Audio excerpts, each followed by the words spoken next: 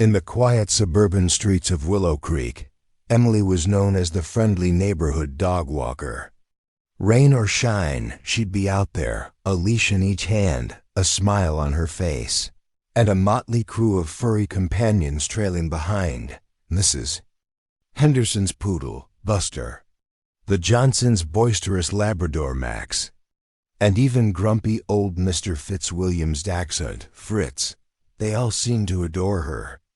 She knew their quirks, their favorite treats, and the precise spots where they loved to be scratched. To the residents of Willow Creek, she was simply Emily, the reliable and kind dog walker. But beneath the fleece jacket, practical sneakers, and perpetually sunny disposition lay a secret, a past life so extraordinary, so filled with danger and heroism that it was almost unbelievable. A past life she desperately tried to keep hidden. The early morning jogs, the park strolls, the endless games of fetch weren't just a job for Emily. They were a form of therapy, a way to ground herself in the present and keep the ghosts of her past at bay. This is the story of Emily, the dog walker, who was once Captain Eva Rostova, a decorated Black Hawk pilot. A woman who flew into the heart of darkness, faced unimaginable threats, and made a decision that would change her life forever.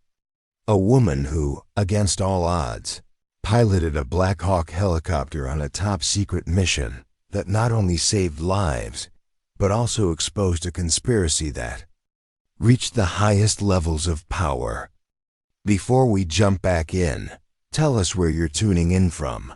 And if this story touches you, make sure you're subscribed, because tomorrow I've saved something extra special for you. Willow Creek was Emily's sanctuary, a place where she hoped to outrun the memories that clung to her like shadows. The wagging tails and wet noses were a welcome distraction from the faces of the men and women she'd served with, some of whom never made it home. The gentle routine of her days was a deliberate attempt to drown out the roar of helicopter blades and the deafening silence that followed the explosions. Before we jump back in, tell us where you're tuning in from, and if this story touches you, make sure you're subscribed, because tomorrow I've saved something extra special for you. But even in this idyllic setting, the past had a way of creeping in. A sudden loud noise, a car backfiring, a firework exploding, would send her heart racing and her senses on high alert. A news report about a military operation would trigger a flood of memories, both good and bad. And sometimes, late at night, she would find herself staring at the ceiling, unable to sleep, haunted by the faces of the enemy and the faces of her fallen comrades. Her real name, as we know, was Eva Rostova.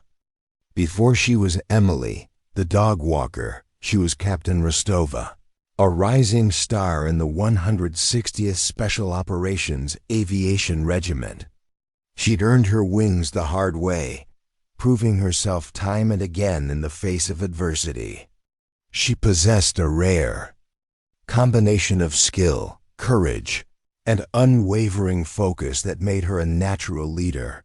Eva excelled at everything she did, pushing herself to the limit and exceeding all expectations. She aced every flight test, mastered every combat maneuver, and quickly gained the respect of her peers and superiors. She was a natural in the cockpit of a Black Hawk, feeling more at home among the dials, switches, and gauges than she ever had on solid ground. Her first deployment to Afghanistan was a baptism by fire. She flew countless missions, often under intense enemy fire, transporting troops, delivering critical supplies, and evacuating wounded soldiers. She witnessed firsthand the brutal realities of war, the devastating consequences of violence, and the enduring strength of the human spirit. One mission, in particular, stood out in her mind. She was tasked with rescuing a group of Special Forces soldiers who were trapped behind enemy lines. The terrain was treacherous, the enemy was heavily armed, and the weather was rapidly deteriorating. But Ava didn't hesitate. She flew her black hawk through the storm, navigating through narrow mountain passes and dodging enemy fire, until she reached the stranded soldiers. She landed the helicopter in a small clearing, and the soldiers scrambled aboard.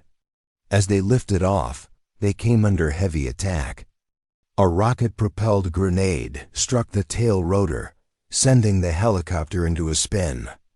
Ava fought desperately to regain control, but it was no use. The helicopter crashed into the mountainside. Miraculously, everyone survived the crash. But they were now stranded in enemy territory, with no hope of rescue. Ava took charge, organizing the survivors and leading them through the mountains in search of safety. They faced hunger, thirst, and the constant threat of enemy attack. But Ava refused to give up. She kept her spirits up, encouraging her fellow soldiers and reminding them that they would make it home. After days of grueling travel, they finally reached a friendly village. The villagers provided them with food, water, and shelter, and helped them contact their base. A rescue team was dispatched, and Ava and her fellow soldiers were finally brought to safety. Ava was hailed as a hero for her actions. She was awarded the Silver Star for her bravery and leadership, but the experience had changed her. She had seen too much death and destruction, and she had lost faith in the war. She began to question the motives of her superiors and the true purpose of the conflict. Was she fighting for freedom, or was she simply a pawn in a larger game? After her harrowing experience in Afghanistan, Ava found herself increasingly disillusioned. The medals and accolades felt hollow, a poor substitute for the lives lost and the innocence shattered. She started spending more time in the library, devouring books on history, politics, and philosophy. Searching for answers to the questions that plagued her, she began to suspect that the official narrative of the war was a carefully constructed facade designed to conceal the true motives and beneficiaries of the conflict. She noticed discrepancies in intelligence reports, inconsistencies in official statements, and a general lack of transparency surrounding military operations. The more she learned, the more convinced she became that something was deeply wrong. Came the top-secret mission. The briefing was brief and cryptic. A high-value target, a suspected terrorist leader named Omar Sharif, was believed to be hiding in a remote mountain compound in Pakistan. Sharif was accused of planning and executing numerous attacks against American interests, and his capture or elimination was deemed a top priority. Eva was selected to lead the assault team in. She was told that the mission was of the utmost importance, and that failure was not an option. She was given a detailed plan of the compound, the surrounding terrain, and the enemy's estimated strength. She was also given a code name, Nightshade. But as Eva studied the plan, she couldn't shake the feeling that something was off.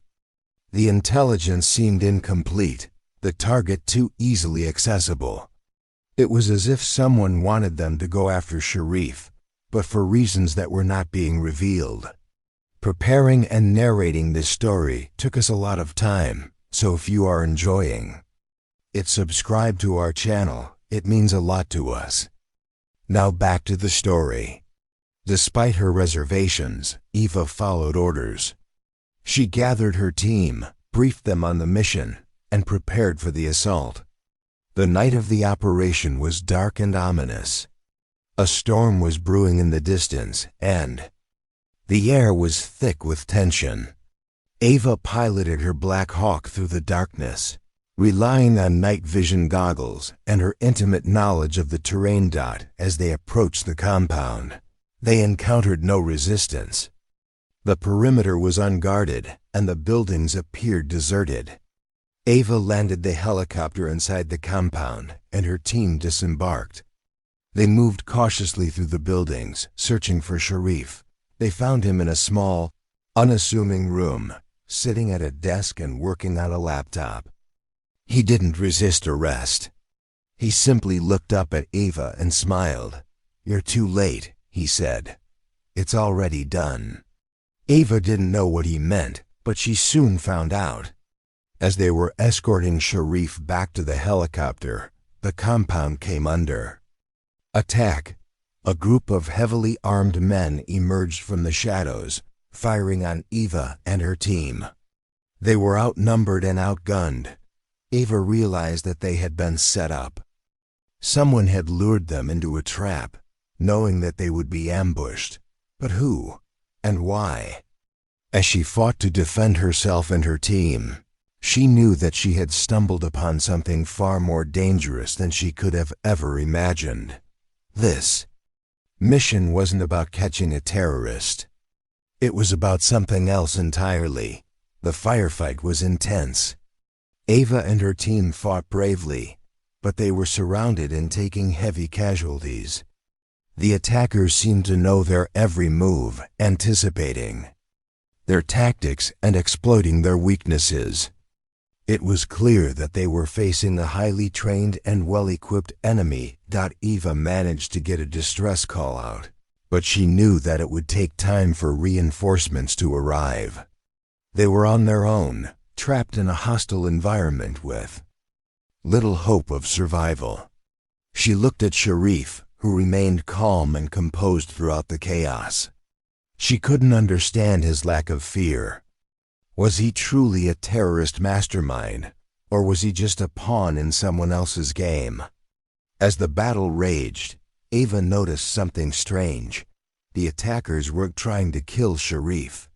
They were focusing their fire on her and her team, as if their primary objective was to eliminate them, not capture or eliminate the supposed terrorist leader. This realization sent a chill down her spine. It confirmed her suspicion that the mission was a setup, and that she and her team were expendable. She made a split-second decision. She ordered her team to fall back, using Sharif as a shield. She knew it was a risky move, but she saw no other way to survive. As they retreated, the attackers hesitated, unsure of whether to fire on Sharif. This gave Eva and her team a chance to regroup and mount a counterattack. They fought their way to the helicopter, dodging bullets and explosions. Eva jumped into the cockpit and started the engine. Her co-pilot was dead, but she managed to fly the helicopter despite the damage it had sustained. They lifted off, leaving the attackers behind. As they flew away, Ava looked back at the compound. She saw the attackers celebrating their victory. They had succeeded in eliminating most of her team and recovering Sharif. But they hadn't killed her, and that was a mistake they would soon regret. Eva knew that she couldn't go back to her superiors and tell them what had happened. They would never believe her. They would accuse her of insubordination, or worse, accuse her of being a traitor. She had to find out the truth on her own. She landed the helicopter at a remote airfield and contacted a trusted friend, a former intelligence officer named Ben Carter. She told him everything that had happened and asked for his help. Ben was skeptical at first, but he knew Eva well enough to trust her instincts. He agreed to investigate. Ben started digging into Sharif's background, looking for any connections to the people who had set them up. He discovered that Sharif was not a terrorist leader at all. He was a whistleblower, a former government official, who had uncovered evidence of corruption and wrongdoing at the highest levels of power. He had been trying to expose the truth, But he had been silenced by those who had something to hide. Ben's investigation revealed a complex web of deceit and corruption, implicating powerful politicians, wealthy businessmen, and high-ranking military officers. They were all involved in a conspiracy to profit from the war, using Sharif as a scapegoat to cover their tracks. The mission to capture or eliminate Sharif was nothing more than a cover-up, designed to silence him permanently. Ava was furious. She had risked her life and the lives of her team for a lie. She had been used as a pawn in a game she didn't even understand. She vowed to expose the truth, no matter the cost. Ben warned her that it would be dangerous. The people they were up against were ruthless and powerful. They wouldn't hesitate to silence anyone who threatened to expose them. But Eva was determined. She wouldn't let them get away with it. Together, Eva and Ben began to gather evidence, piecing together the puzzle of the conspiracy. They tracked down witnesses, analyzed documents, and followed the money trail. They uncovered a network of shell corporations, offshore accounts, and secret meetings. They learned that the war was being prolonged intentionally to enrich a select few at the expense of countless lives. As they got closer to the truth, they started to feel the pressure. They were being followed, their phones were being tapped, and their homes were being watched. They knew that it was only a matter of time before their enemies made a move. One night, Ben was attacked. He was ambushed in his apartment and severely beaten. He managed to survive, but he was left with a warning: back off or you'll be next. Eva knew that she couldn't risk Ben's life any further. She decided to go it alone. She contacted a journalist, a fearless investigative reporter named Sarah Jenkins. She told Sarah everything she knew and provided her with the evidence she had gathered. Sarah was shocked by what she heard, but she believed Ava. She agreed to help her expose the truth. Together, Ava and Sarah worked to prepare a story that would blow the lid off the conspiracy. They knew that it would be a risky move, but they were willing to take the chance. They believed that the public had a right to know what was really going on. They leaked the story to a major newspaper, knowing that it would create a firestorm. The story was published, and the scandal erupted. The politicians, businessmen, and military officers who were involved in the conspiracy were exposed. They denied the allegations, but the evidence was overwhelming. The public was outraged. Protests erupted in cities across the country. Demands were made for a full investigation. The government was forced to act. A special prosecutor was appointed to investigate the allegations. Before we continue, let us know where you're tuning in from, and if this story touches you, make sure you're subscribed, because tomorrow, I've got something even more intense coming your way. The special prosecutor launched a full-scale investigation, subpoenaing witnesses, seizing documents, and conducting interviews. Ava and Ben testified, providing damning evidence of the conspiracy. The investigation quickly gained momentum, and it became clear that the allegations were true. One by one, the conspirators were arrested and charged with a variety of crimes, including fraud, bribery, and treason. The trials were sensational, filled with shocking revelations and dramatic courtroom showdowns. The public watched with rapt attention as the truth was finally revealed. The politicians who had profited from the war were forced to resign in disgrace. The businessmen who had lined their pockets were stripped of their wealth. And the military officers who had betrayed their oaths were court-martialed and dishonorably discharged. Omar Sharif was exonerated and released from prison. He was hailed as a hero for his courage in exposing the truth. He received a formal apology from the government and was awarded a substantial settlement. But even as the conspirators were brought to justice, a nagging doubt lingered in Ava's mind. Something about the way Sharif had acted during the trial didn't quite add up. He seemed too calm, too composed, too knowing. It was as if he was playing a role, carefully managing his image to control the narrative. Ben noticed it too. "Something's not right about that guy," he said to Ava one evening. "I can't put my finger on it, but I don't trust him." Ava dismissed his concerns. "He's been through hell," she said. "He deserves our sympathy," but the seed of doubt had been planted. As time went on, Ava found herself increasingly questioning Sharif's motives. Was he truly a victim, or was he manipulating them all for his own purposes? Had they been so focused on exposing the conspiracy that they had overlooked something important about Sharif himself? Years passed. Ava lived a quiet, unassuming life. In Willow Creek, no one suspected that she was anything other than a friendly neighborhood dog walker. But the questions about Sharif continued to haunt her. One day, she received a mysterious package in the mail. It contained a single photograph, a grainy image of Sharif meeting secretly with a known terrorist operative. The photograph was undated, but it was enough to reignite Ava's suspicions. She realized that she had been wrong about Sharif all along. He wasn't a whistleblower.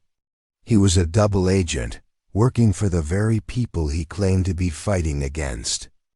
He had used her to expose the conspiracy, knowing that it would weaken his enemies and allow him to seize power. The moment Ava saw the photograph, her world turned upside down.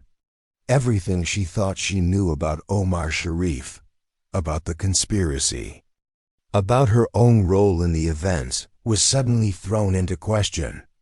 She felt betrayed, used, and foolish. She showed the photograph to Ben, who was equally stunned. "I knew it," he said. "I knew there was something off about that guy." They realized that they had been played. Sharif had used them to expose his enemies, but his ultimate goal was to seize control of the network himself. The conspiracy they had uncovered was just a small piece of a much larger and more dangerous game. Ava and Ben knew that they had to act quickly. Sharif was now in a position of power, and he would stop at nothing to protect his interests. They had to find a way to expose him, to reveal his true identity to the world. But how? Sharif was a master manipulator, a skilled liar who had fooled everyone, including them. They needed concrete evidence, something that would irrefutably prove his duplicity. Ava remembered something Sharif had said to her during the trial, a seemingly innocuous comment about a hidden bank account in Switzerland. At the time, she had dismissed it as irrelevant, but now she wondered if it was a clue. She contacted a friend in the Swiss banking industry, asking her to investigate Sharif's financial dealings. The friend agreed, but warned her that it would be difficult and dangerous. The Swiss banking system was notoriously secretive, and Sharif likely had powerful protectors. Days turned into weeks, and Eva heard nothing. She began to fear that her friend had been silenced. Just when she was about to give up hope, she received a coded message. "The account exists. The funds are substantial. The beneficiary is not Sharif." Eva and Ben realized that they were on the right track. The hidden bank account was the key to unraveling Sharif's scheme. They had to find out who the real beneficiary was and what the money was being used for. They traveled to Switzerland, determined to uncover the truth. They navigated the labyrinthine streets of Zurich, meeting with informants, poring over documents, and following the money trail. They soon discovered that the funds in the hidden bank account were being used to finance terrorist activities around the world. Sharif was not just a double agent, he was a global terrorist mastermind. He had used the conspiracy as a smokescreen to conceal his true agenda, which was to destabilize governments and incite violence. Ava and Ben knew that they had to stop him, but they were running out of time. Sharif was planning a major attack, something that would dwarf anything he had done before. They had to find a way to expose him and prevent the attack from happening. Eva and Ben knew they had to get the information about Sharif's terrorist network to the right authorities, but they couldn't trust anyone. The conspiracy had proven that corruption reached the highest levels of government. Going to the FBI or CIA could mean alerting Sharif himself. They decided to reach out to Sarah Jenkins, the investigative journalist who would help them expose the original conspiracy. She was trustworthy, resourceful, and had a proven track record of getting the truth out to the public. They contacted Sarah through a secure channel and arranged a meeting in a neutral location. They presented her with the evidence they had gathered, including the photograph, the details of the Swiss bank account, and the information about Sharif's terrorist network. Sarah was shocked and appalled. She immediately agreed to help them expose Sharif, but she warned them that it would be the most dangerous story she had ever worked on. Sharif had powerful allies, and they would stop at nothing to protect him. Together, Eva, Ben, and Sarah worked to prepare a story that would reveal Sharif's true identity and expose his terrorist network. They knew that they had to be careful, that one wrong move could cost them their lives. As they were preparing the story, they received a tip from a confidential source. Sharif was planning a major attack on American soil, something that would make 9/11s look like a minor incident. The attack was scheduled to take place in just a few days. Ava, Ben, and Sarah realized that they were running out of time. They had to get the story out to the public before Sharif could launch his attack. They leaked the story to a major news outlet, hoping that it would trigger a massive investigation and prevent the attack from happening. The story was published, and the world erupted. Sharif's true identity was revealed, and his terrorist network was exposed. Governments around the world launched investigations, and law enforcement agencies began rounding up Sharif's associates. But it was too late. Sharif had already launched his attack. A series of coordinated bombings ripped through major cities across the United States, causing widespread death and destruction. Eva, Ben, and Sarah watched in horror as the news unfolded. They felt responsible for the tragedy, knowing that they could have done more to prevent it. But they also knew that they had done everything they could, and that they had exposed a dangerous enemy. As the dust settled, the world began to rebuild. The United States launched a massive military campaign against Sharif's terrorist network, vowing to bring him to justice. Ava, Ben, and Sarah went into hiding, knowing that Sharif's associates would be hunting them down. They changed their names and moved to a remote location where they lived in constant fear. The aftermath of Sharif's attack was devastating. Thousands were dead, cities were in ruins, and the nation was plunged into grief and fear. The government declared a state of emergency, and civil liberties were curtailed in the name of national security. The public was outraged and demanded revenge. The United States launched a full-scale military campaign against Sharif's terrorist network, targeting its bases of operation around the world. But Sharif remained elusive. He had vanished without a trace, leaving behind a trail of destruction and despair. The world's intelligence agencies launched a massive manhunt, determined to bring him to justice. Ava, Ben, and Sarah watched the events unfold from their hiding place, consumed by guilt and regret. They knew that they had played a role in the tragedy, that their actions had inadvertently enabled Sharif to launch his attack. They debated whether to come forward and reveal their role in the events, but they knew that it would be a risky move. They would likely be arrested and charged with treason, and their lives would be in danger. Ultimately, they decided to remain in hiding, believing that they could do more good by staying out of the spotlight. They continued to gather information about Sharif's network, hoping to find a way to bring him down. Years passed, and the world slowly began to recover. The United States rebuilt its cities, strengthened its defenses, and reformed its intelligence agencies. The war against terror continued, but the focus shifted from military intervention to intelligence gathering and law enforcement. One day, instead of a message with coordinates, Eva receives a cryptic email from an unknown sender. The subject line reads, "Are you sure you know the truth?" The email contains only a single sentence. Sharif was a symptom, not the disease. Look closer to home. Eva is shaken by the email.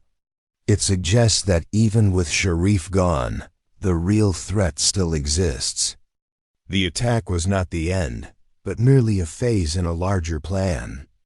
The email implies that the true masterminds are not some shadowy terrorist group in a faraway land, but someone much closer, someone perhaps within the very institutions tasked with protecting the nation. The email throws Eva back into a state of uncertainty. She begins to question everything she thought she knew. Was Sharif truly the mastermind, or was he just a puppet controlled by someone else? Was the conspiracy they had uncovered years ago just the tip of the iceberg? She shares the email with Ben and Sarah, and they are equally disturbed. They realize that they can't simply celebrate Sharif's demise and move on with their lives. They have to dig deeper, to uncover the truth behind the truth. Preparing and narrating this story took us a lot of time, so if you are enjoying it, subscribe to our channel. It means a lot to us. Now back to the story. The cryptic email ignited a new fire in Eva, Ben, and Sarah.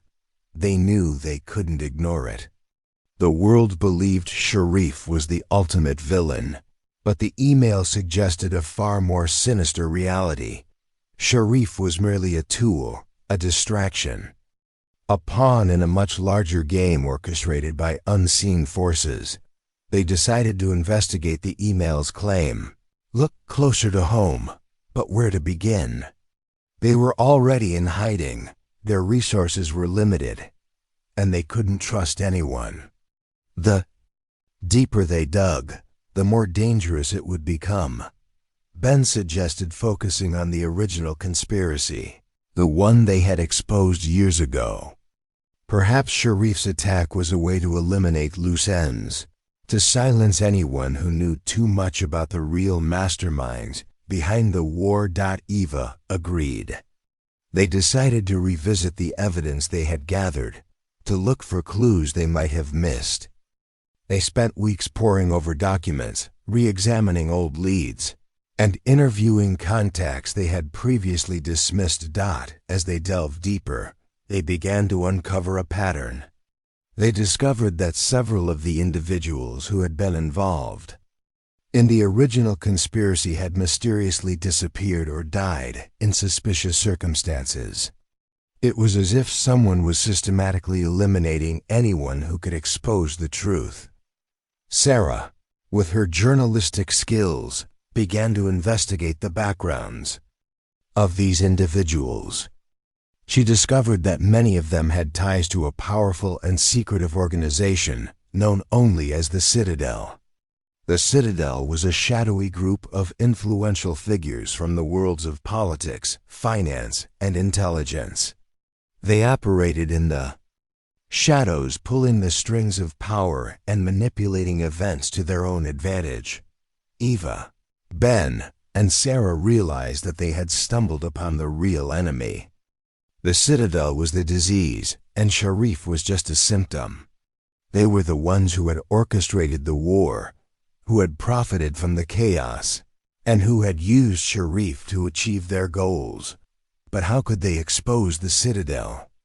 They were untouchable, protected by their wealth, power, and connections. Any attempt to challenge them would be met with swift and brutal retaliation. Eva remembered something her mentor in the military had told her: know your enemy. Understand their motivations, their strengths, and their weaknesses. Only then can you defeat them. They decided to infiltrate the Citadel, to learn its secrets and expose its crimes.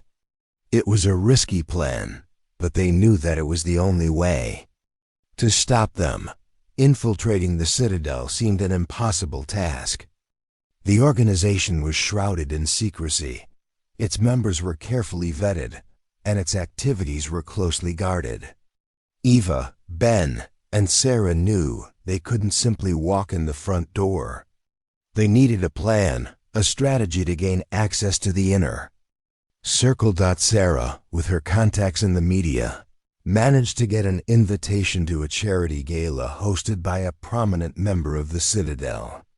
It was a long shot, but it was their only opportunity to get a glimpse inside the organization's world. Eva and Ben provided Sarah with a hidden camera and a listening device, hoping she could gather some intelligence. Sarah attended the gala, mingling with the wealthy and powerful guests. She tried to strike up conversations with members of the Citadel, but they were evasive and guarded.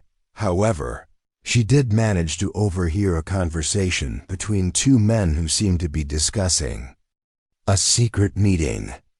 They mentioned a location and a time, but their voices were muffled and the recording was unclear. Then Ben analyzed the recording, trying to decipher the location of the meeting. They used their technical skills to enhance the audio, but it was still difficult to understand. Finally, they managed to identify a key word, a name of a building in a nearby city. They decided to travel to the city and investigate the building. They discovered that it was a private club frequented by members of the Citadel. They staked out the club, watching who came and went. One night, they saw a group of men entering the club, including several individuals they recognized from Sarah's photos. They decided to follow them inside. The club was opulent and exclusive, filled with expensive art, fine wines, and beautiful women. Eva, Ben, and Sarah tried to blend in, but they knew they didn't belong. They felt like they were walking on eggshells. One wrong move could expose them. They managed to find a secluded corner where they could observe the meeting without being noticed. They listened intently as the men discussed their plans, their voices low and conspiratorial. They learned that the Citadel was planning a new attack, something even more devastating than Sharif's. They intended to destabilize the global economy, triggering a worldwide financial crisis that would allow them to seize control of the world's resources. Eva, Ben, and Sarah knew they had to stop them, but they were outnumbered and outgunned. They needed to find a way to expose the Citadel's plan to the world, to alert the authorities and prevent the attack from happening. However, as they were preparing to leave the club, they were recognized. One of the members of the Citadel spotted them and alerted the security guards. Eva, Ben, and Sarah were surrounded. They knew they were in trouble. The moment they were recognized, chaos erupted. Security guards swarmed towards them, their faces grim and determined. Eva, Ben, and Sarah knew that capture meant certain death. They had to escape, and they had to do it now. Ben, ever the strategist, quickly assessed their surroundings. The club was a maze of corridors, rooms, and hidden exits. He remembered seeing a service entrance near the kitchen. That was their best bet. "Follow me," he yelled, pushing through the crowd. Eva and Sarah followed close behind, dodging security guards and knocking over tables. The club's elegant atmosphere was shattered by the sounds of shouting, breaking glass, and gunfire. They reached the kitchen, a chaotic scene of cooks, waiters, and dishwashers. Ben led them through the kitchen, navigating the crowded space with surprising agility. They slipped through the service entrance and found themselves in a narrow alleyway. They ran down the alleyway, their hearts pounding in their chests. They could hear the security guards pursuing them, their footsteps echoing in the narrow space. They reached the end of the alleyway and emerged onto a busy street. They hailed a taxi and jumped inside, yelling at the driver to get them out of. The taxi sped away, weaving through traffic. They looked back and saw the security guards emerging from the alleyway, their faces filled with rage. They knew they weren't safe yet. The Citadel had resources and influence. They could track them down anywhere. They had to disappear, to find a new hiding place where they would be safe. They instructed the taxi driver to take them to a remote location, a safe house that Ben had prepared years ago for just such an emergency.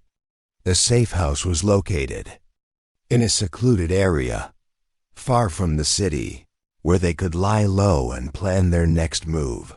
They reached the safe house and went inside, locking the doors behind them. They were exhausted, bruised, and shaken, but they were alive. They had escaped the Citadel, but they knew that they were still in danger. They had to find a way to expose the Citadel's plan and prevent the global economic crisis. But how could they do that when they were on the run, hunted by a powerful and ruthless organization? Eva knew that they had to reach out to someone they could trust, someone who had the power and influence to help them. She thought of one person, a former president of the United States, a man who had always fought for justice and who had nothing to fear from the Citadel. But how could they reach him? He was heavily guarded, surrounded by security, and impossible to contact directly. They needed a plan, a way to get his attention and convince him to help them.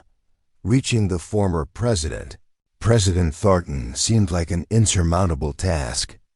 He was a recluse, living a quiet life far removed from the political arena. He was heavily guarded, his communication channels were secure, and the Citadel likely had eyes and ears everywhere, monitoring his activities. Eva, Ben, and Sarah brainstormed for hours trying to devise a plan. They considered various options, from sending a coded message to leaking information to the media. But each plan had its flaws and risks. Finally, Sarah came up with an idea. She remembered that President Thornton was an avid reader, and he often wrote book reviews for a small, independent literary magazine. She suggested writing a book review that contained a hidden message, a plea for help that only President Thornton would understand. It was a long shot, but it was their best hope.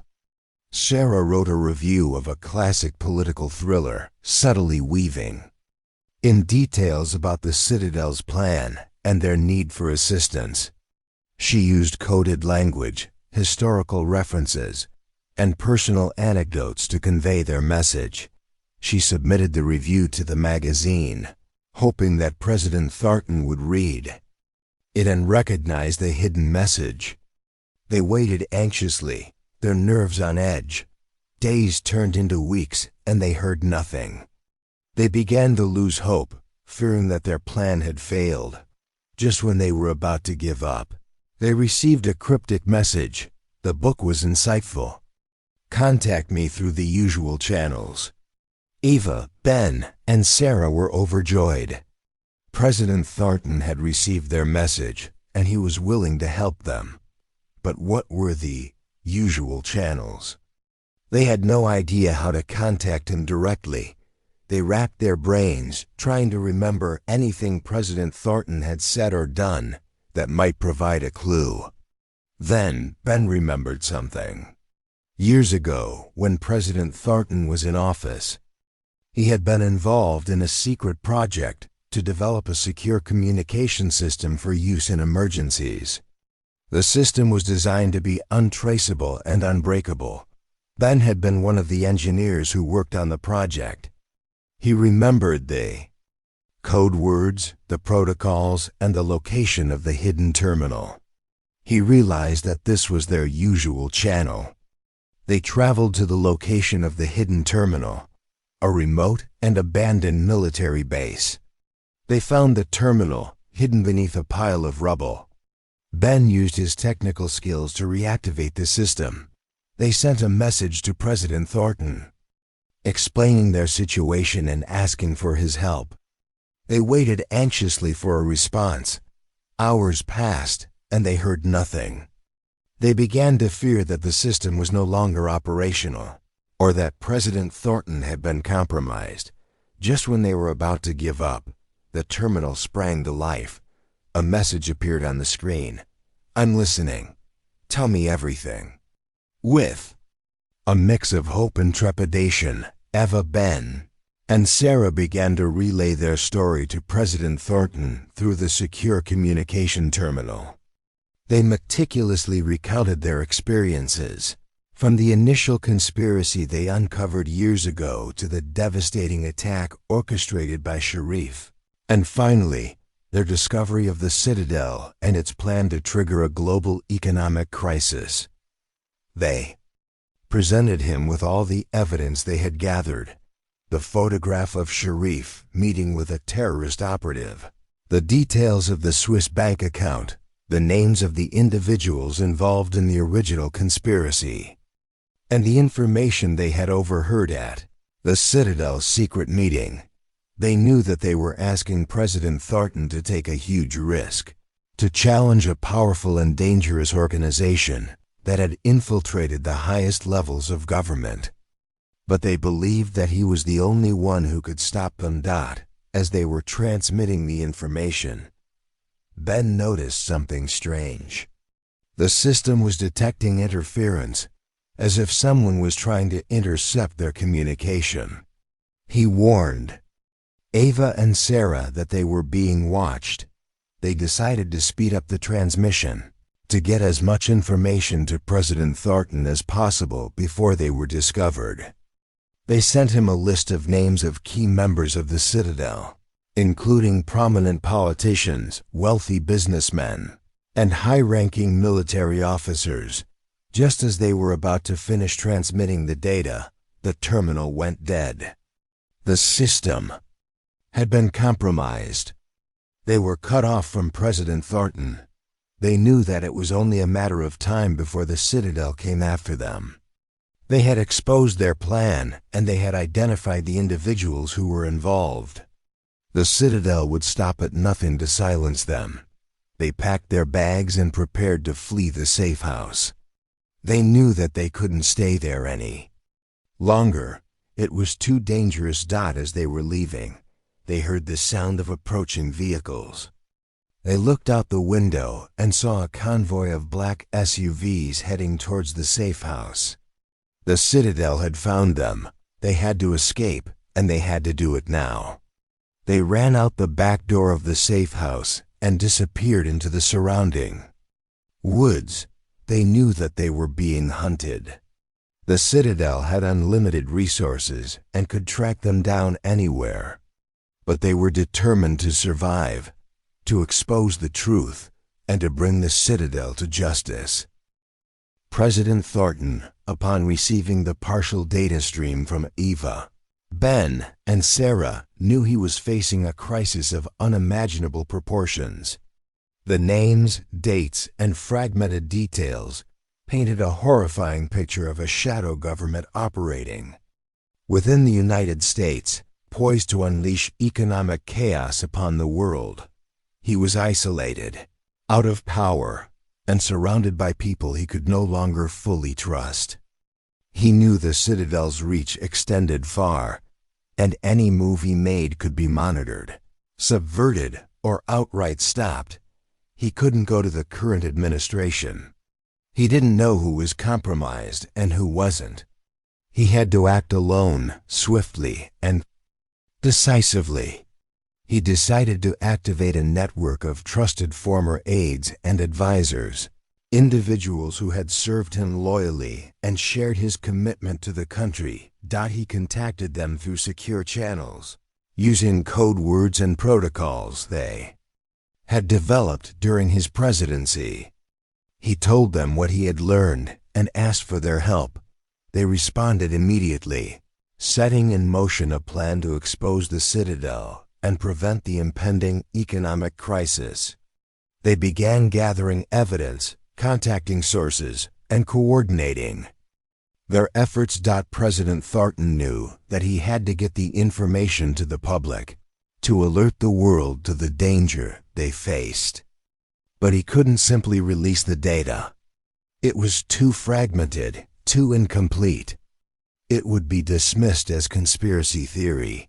He needed a way to validate the information, to provide irrefutable proof that the Citadel was real and that their plan was imminent. He decided to target one of the key members of the Citadel, a powerful and influential businessman named Richard Sterling. Sterling was a well-known philanthropist, a respected member of the community, and a close friend of several prominent politicians. He was the perfect face for the Citadel, a respectable facade hiding a dark and sinister agenda. President Thornton's team launched a covert investigation into Sterling's financial dealings, searching for evidence of wrongdoing. They discovered a series of shell corporations, offshore accounts, and secret transactions that linked Sterling to the Citadel's plan. They leaked the information to a major news outlet, providing them with irrefutable proof of Sterling's involvement in the conspiracy. The news outlet launched a full-scale investigation, and the story quickly spread around the world. The public was outraged. Sterling was exposed as a fraud, a traitor, and a puppet of the Citadel. His reputation was ruined, his wealth was seized, and his power was destroyed. President Thornton had struck a blow against the Citadel, but he knew that the battle was far from over. The Citadel was still in control, and they were still planning to unleash their economic crisis. He had to find a way to stop them once and for all. Preparing and narrating this story took us a lot of time, so if you are enjoying it, subscribe to our channel. It means a lot to us. Now back to the story. The exposure of Richard Sterling sent shockwaves through the Citadel. The carefully constructed facade of respectability had been shattered, and their plan was in danger of being exposed. They knew they had to act quickly to contain the damage and silence anyone who threatened their agenda. Their first target was President Thornton. They launched a smear campaign against him, digging up old scandals, fabricating new ones, and spreading rumors about his mental health. They used their influence in the media to portray him as a disgruntled former president, desperate for attention and willing to say anything to get it. They also targeted his team, harassing them, threatening them, and launching investigations into their personal and professional lives. They used their connections in law enforcement and intelligence agencies to make their lives a living hell. President Thornton and his team faced intense pressure, but they refused to back down. They knew that the fate of the world was at stake, and they were willing to risk everything to stop the Citadel. Meanwhile, the Citadel accelerated their plan to trigger the global economic crisis. They manipulated financial markets, spread misinformation, and destabilized governments. They were creating the perfect storm. setting the stage for a worldwide economic collapse. President Thornton knew that he had to find a way to stop them. But he was running out of time. He needed more evidence, more resources, and more allies. He decided to reach out to Eva, Ben, and Sarah, the individuals who had first alerted him to the danger. He knew that they were on the run, hunted by the Citadel, but he believed that they were the only ones who could provide him with the information he needed to stop the crisis. He sent them a coded message, inviting them to meet him at a secret location. Eva, Ben, and Sarah received the message and debated whether to trust President Thornton. They had been betrayed before, and they were wary of walking into another trap. But they knew that they had no choice. The world was on the brink of disaster, and they were the only ones who could prevent it. They decided to take the risk and meet with President Thornton. They traveled to the secret location, a remote and abandoned military base, the same base where they had contacted President Thornton before. They were nervous but determined. They knew that this could be their last chance to save the world. As they approached the base, they noticed something strange. The area was heavily guarded, not by military personnel, but by private security forces. They realized that they had walked into a trap. The Citadel had anticipated their move and set a trap for them. Eva, Ben, and Sarah were surrounded. They were outnumbered and outgunned. They knew that their chances of survival were slim, but they were not ready to give up. They had come too far, sacrificed too much. They were determined to fight to the end, to expose the Citadel and prevent the global economic crisis. The realization that they had walked into a trap hit Eva, Ben, and Sarah like a punch to the gut. The remote military base, once a symbol of security and communication, had become a death trap. The private security forces surrounding them were heavily armed, well-trained, and showed no hint of mercy. Ben, ever the pragmatist, quickly assessed their options, which were dwindling rapidly. "We can't fight our way out," he said grimly. "We're outgunned and outnumbered. Our only chance is to find cover and try to send a distress signal." They scrambled for cover behind abandoned vehicles and dilapidated buildings, the air thick with tension and the distant sounds of approaching reinforcements.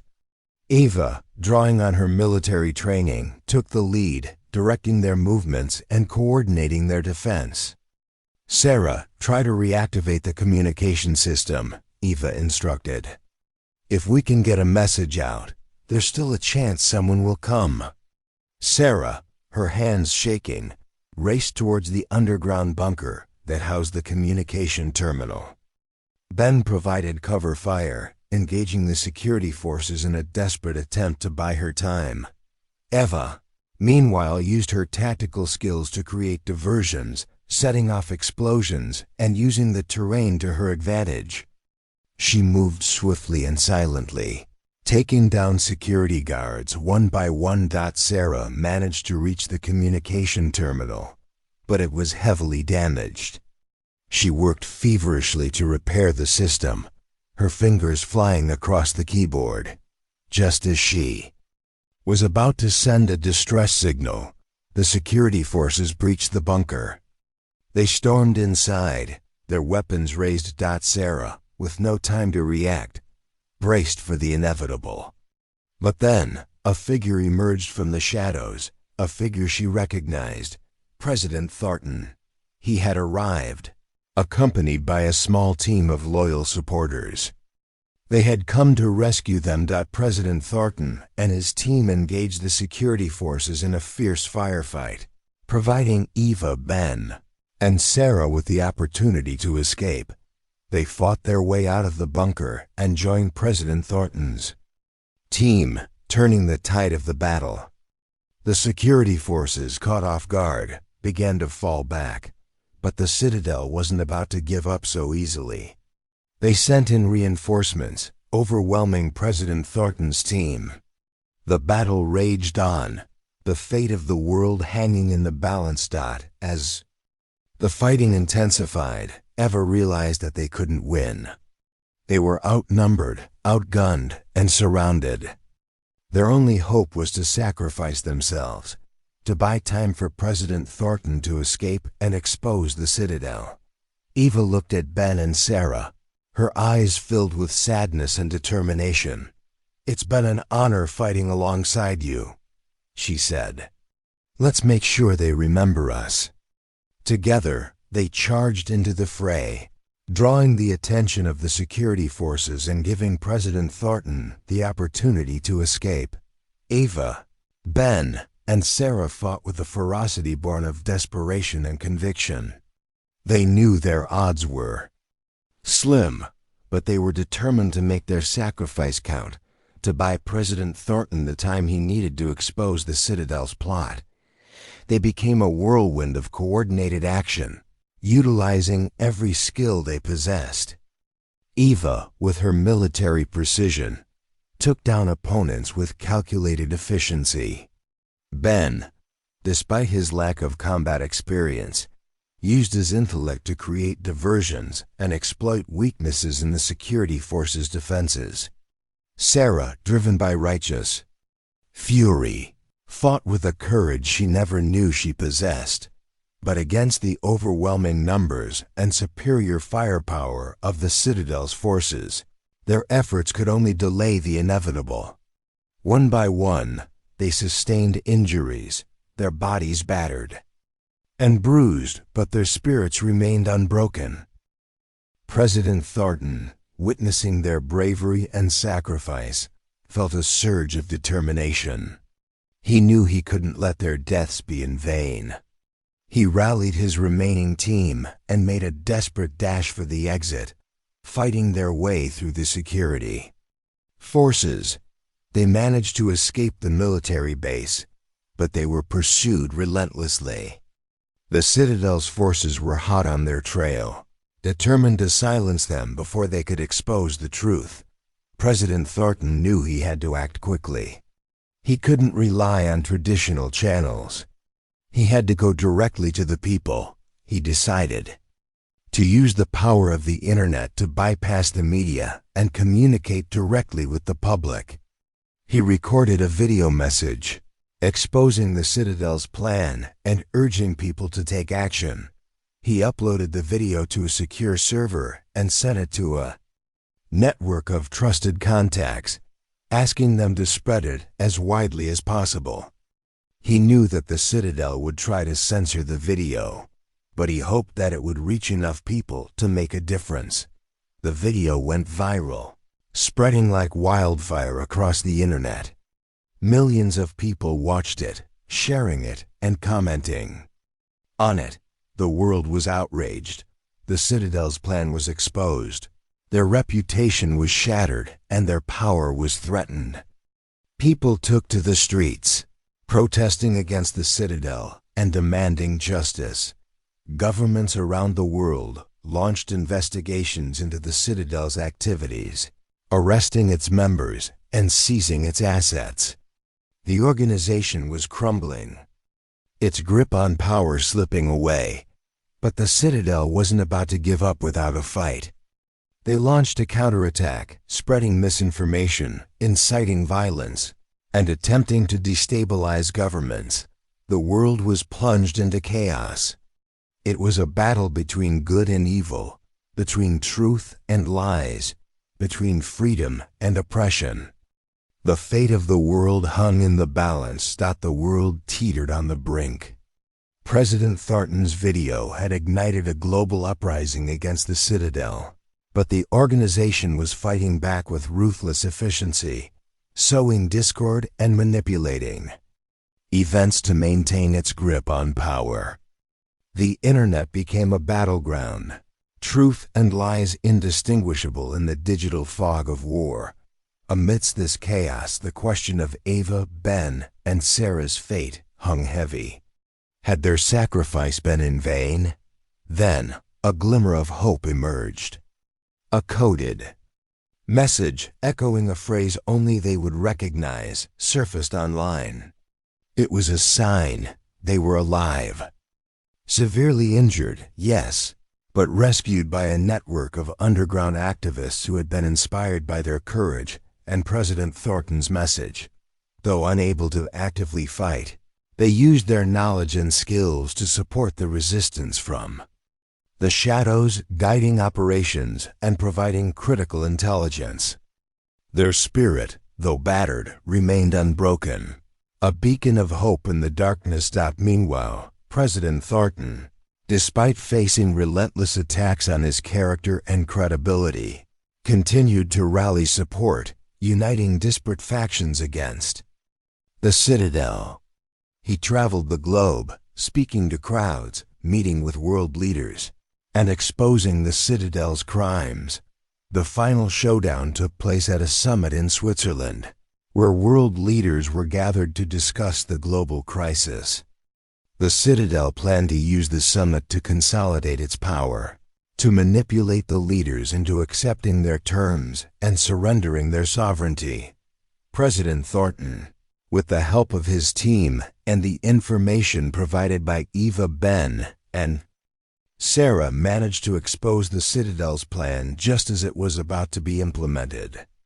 He presented irrefutable evidence of their crimes, their corruption, and their intent to enslave the world.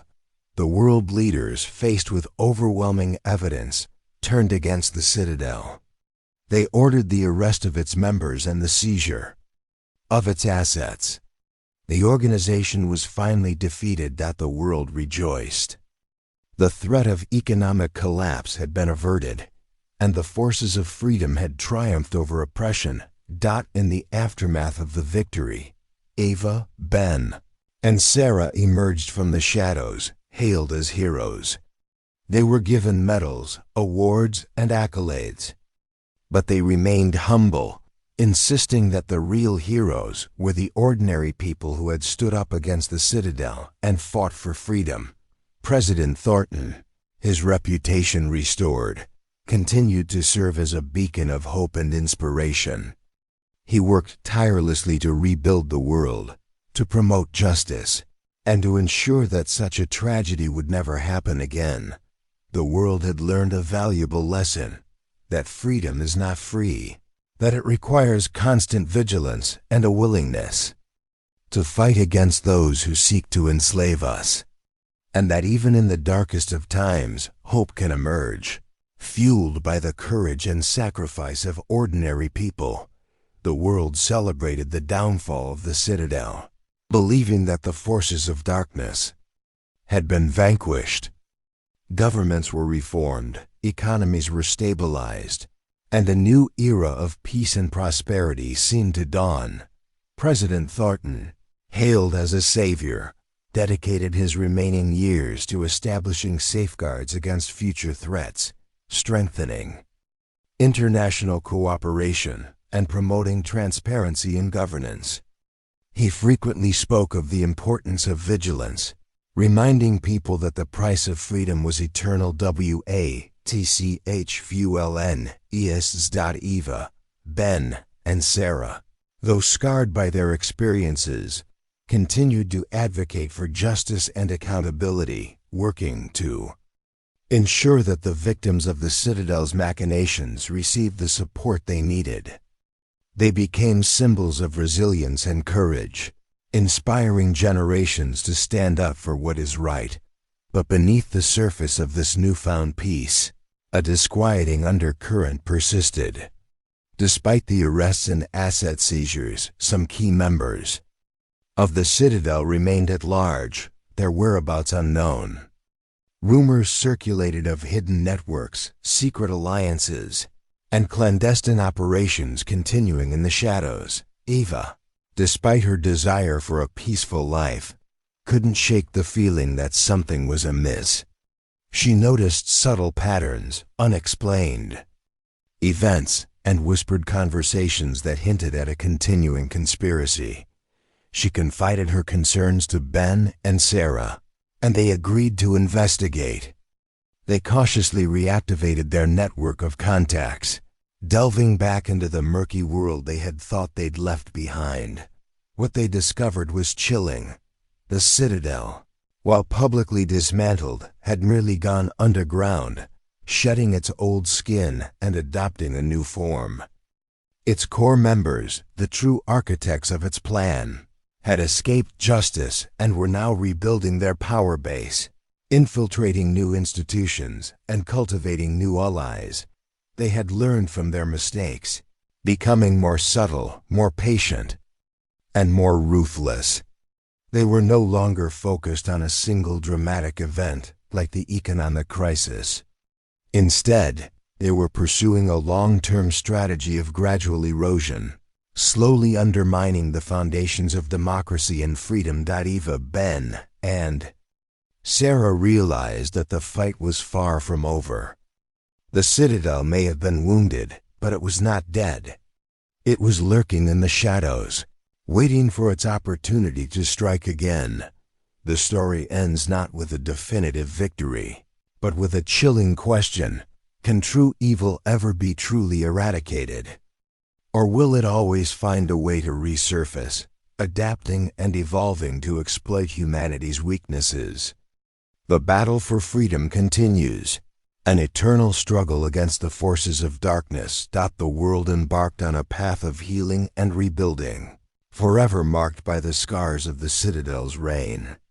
President Thornton's legacy was etched in the annals of history as the leader who exposed the conspiracy and steered humanity away from the abyss. Eva, Ben, and Sarah, though forever changed by their experiences, found solace in their shared purpose, dedicating their lives to safeguarding freedom and justice. They established a foundation to support whistleblowers, combat disinformation, and promote critical thinking, empowering future generations to recognize and resist the forces of oppression. However, the disquieting truth remained: the Citadel, though publicly vanquished, had not been entirely destroyed. Its core ideology, its network of influence, and its ambition for control lived on, festering in the shadows. Eva, Ben, and Sarah understood that the battle against the Citadel was not a single event, but an ongoing war, a constant struggle to defend the values of freedom, equality, and justice. They knew that the enemy would continue to adapt, to evolve, and to exploit every vulnerability in the system. Therefore, they chose not to dwell on the lingering threat, but to focus on empowering others to recognize and resist it. They traveled the world, sharing their story, educating communities, and inspiring individuals to become active participants in their own governance. In the end, they found peace not in the absence of conflict, but in the knowledge that they had done everything in their power to prepare the world for the challenges ahead. Years later, as Eva sat on a porch, watching the sunrise paint the sky with hues of hope, a young woman approached her, her eyes shining with determination.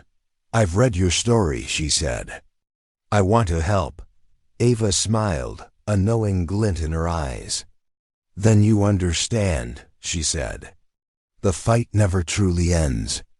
But as long as there are those who are willing to stand up for what is right, there will always be hope."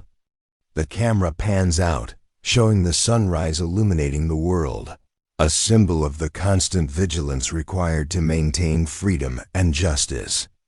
The lingering shadow of the Citadel remains, but it is overshadowed by the bright promise of a future defended by informed and empowered citizens. Thank you for joining us on Eva's journey today. Your time and attention mean a lot to us, and we hope her story has inspired you to face your own storms with courage and resilience. Remember, no matter how tough things may seem, hope and strength are always within reach. If you enjoyed this story, please like, share, and subscribe. Your support helps us bring more inspiring stories and meaningful content. And most importantly, stay hopeful and keep moving forward. Because brighter days are ahead. Up next, you've got 2 more standout stories right on your screen. If this one hit the mark, you won't want to pass these up. Just click and check them out. Thanks again for watching, and we look forward to sharing more stories with you soon.